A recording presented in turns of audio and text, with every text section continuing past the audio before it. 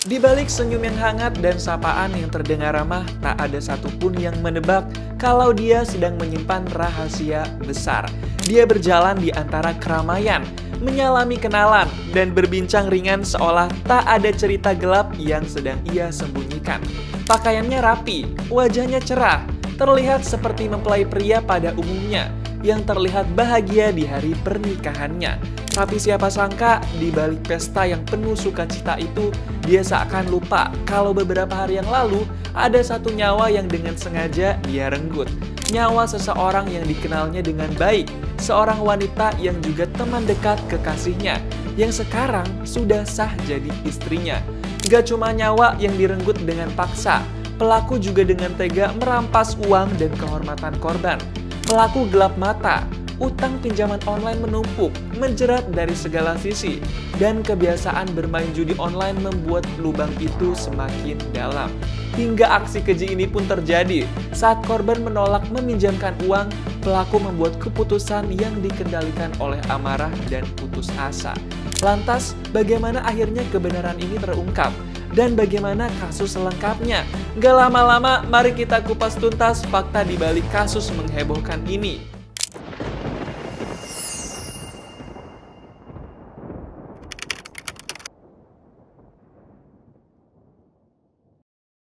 Selamat datang di channel Istana Media, platform berita yang selalu mengupas tuntas berita viral.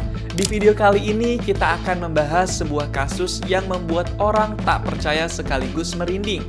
Seorang ASN ditemukan tidak bernyawa dalam kondisi yang memprihatinkan. Usut punya usut, pelaku adalah orang yang sangat dikenal baik oleh korban. Aksi keji ini dipicu oleh penolakan korban saat dimintai pinjaman. Tapi siapa sangka penolakan yang disampaikan secara halus ternyata membuat pelaku gelap mata. Bagaimana fakta selanjutnya? Gak lama-lama, mari kita breakdown sekarang.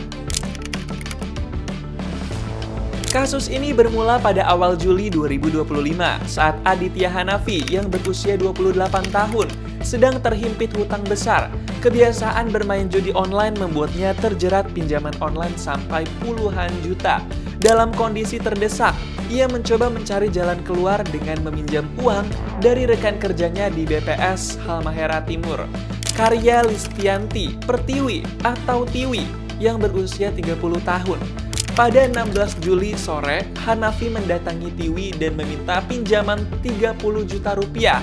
Tiwi menolak dengan nada halus, menjelaskan bahwa dia tidak punya uang. Penolakan ini membuat Hanafi marah dan mulai menyusun rencana untuk mendapatkan uang secara paksa. Di tanggal 17 Juli, dia memilih bersembunyi di kamar calon istrinya, Almira, yang juga teman serumah Tiwi, sambil memperhatikan gerak-gerik korban. 2 hari kemudian, 19 Juli sekitar pukul 05.22 WIT, saat suasana rumah masih sepi, Hanafi masuk ke kamar Tiwi. Yang paling bikin miris, dalam keadaan tangan terikat, korban dipaksa melayani dan memuaskan pelaku dengan mulutnya. Setelah itu, Hanafi memaksa Tiwi membuka kunci ponsel dan mengungkap kode PIN aplikasi simpan uang. Begitu berhasil masuk, Hanafi menemukan saldo sebesar 38 juta rupiah. Uang itu segera ia transfer ke e-wallet miliknya. Namun demi menghilangkan jejak, transfer dilakukan terlebih dahulu ke e-wallet korban, lalu dipindahkan ke akun pelaku. Seluruh uang itu dipakai untuk melunasi hutangnya. Setelah puas mendapatkan uang, pelaku menutup mulut dan hidung Tiwi dengan lakban, lalu membekapnya menggunakan bantal sambil menekan hidung dan mulut korban dengan lutut.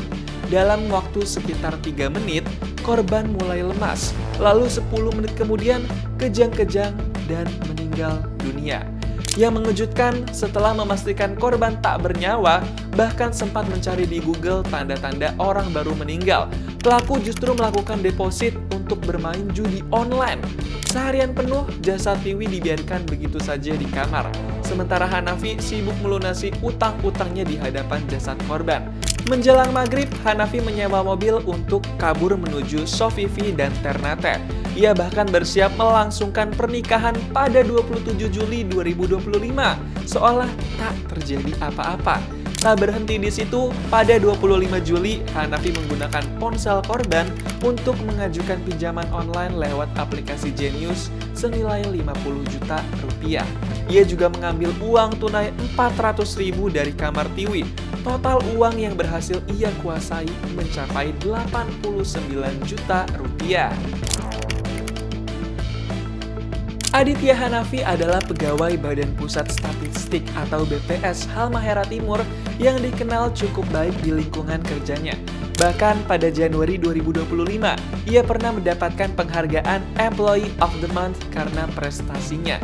Hanafi memiliki gelar sarjana terapan statistika dan menjabat sebagai statistik ahli pertama. Gaji pokok untuk posisi ini biasanya berkisar antara 4 hingga 10 juta rupiah per bulan, tergantung pangkat dan masa kerja. Tapi di balik citra profesional itu, Hanafi ternyata menghadapi masalah serius. Kebiasaan berjudi online membuatnya terlilit utang pinjaman online dalam jumlah besar. Uang hasil kejahatannya bukan hanya digunakan untuk biaya pernikahan, tetapi juga untuk melunasi utang judi dan membiayai tiket pesawat orang tuanya dari Jakarta ke Ternate. Setelah kejadian tragis itu, Hanafi melangsungkan pesta pernikahannya dengan Almira Fajriyanti Marsaoli, seorang pegawai BPS lainnya yang juga teman serumah korban, Tiwi. Pernikahan yang berlangsung pada 27 Juli 2025 ini memicu gelombang reaksi karena hanya selang beberapa hari setelah insiden pembunuhan. Setelah kejadian mengerikan itu, Hanafi berusaha menyembunyikan kematian Tiwi supaya tidak diketahui orang lain.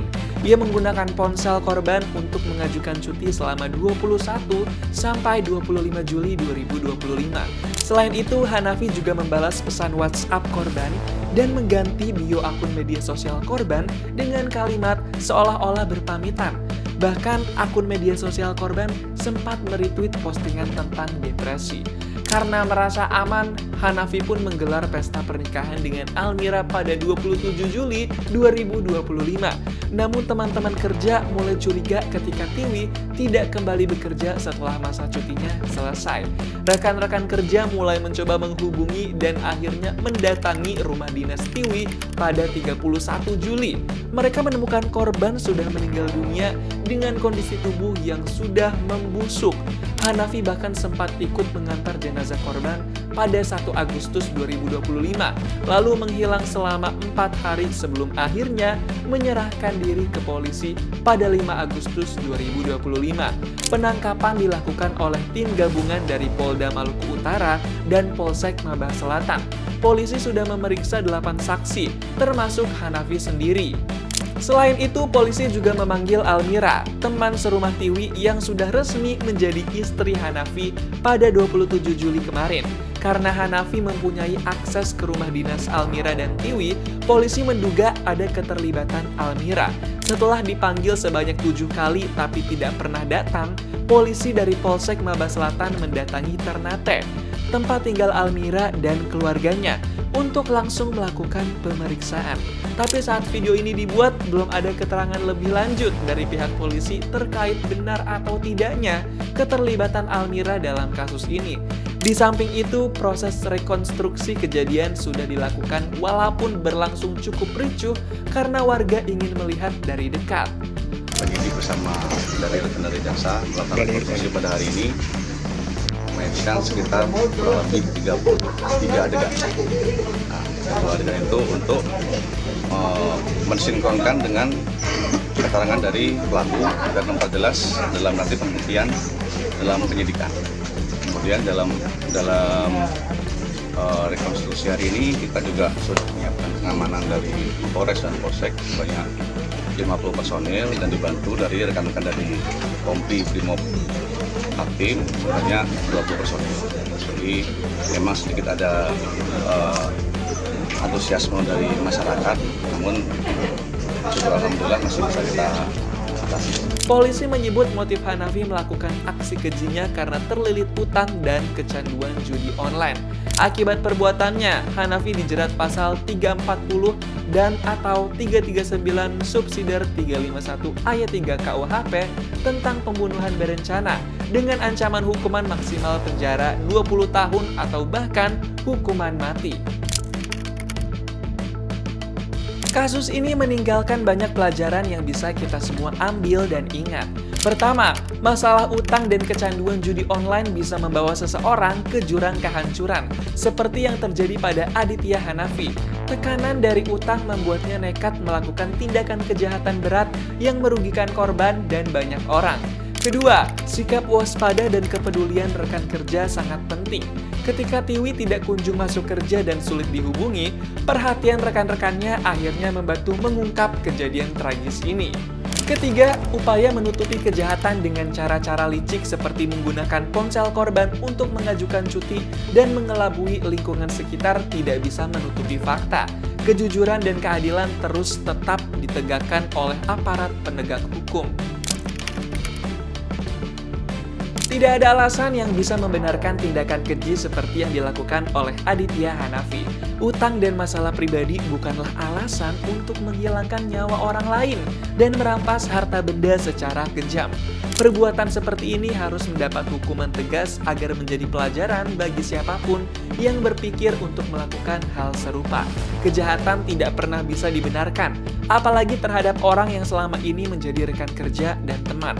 Ngeri banget ya, kecanduan judi online membuat orang tidak bisa berpikir jernih dan berujung tragis. Gimana pendapat kamu? Coba jawab di kolom komentar ya.